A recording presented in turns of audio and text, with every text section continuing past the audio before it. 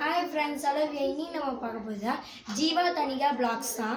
இதில் வந்து நம்ம பண்ண போகிறது பேல்பூரி. வாங்க ஃப்ரெண்ட்ஸ், எப்படி பண்ணதுன்னு பார்க்கலாம். முதல்ல பொரியை கொட்டிக்கலாம்.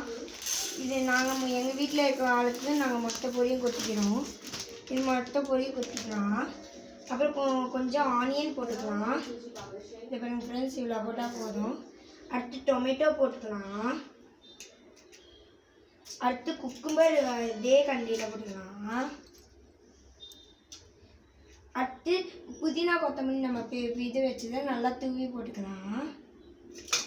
அப்புறம் கொஞ்சமாக வச்சுருக்க சாட் மசாலாவை போட்டுக்கலாம். அடுத்து இந்த மிளகாத்தூள் போட்டுக்கலாம்.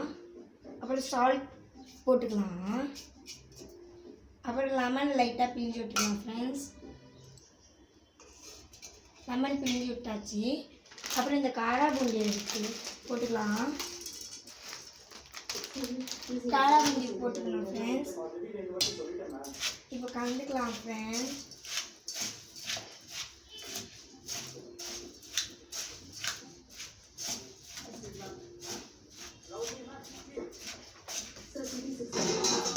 அவ்வளோதான் ஃப்ரெண்ட்ஸ், கலந்தாச்சு. நீங்களும் டேஸ்ட் பண்ணுங்க ஃப்ரெண்ட்ஸ்.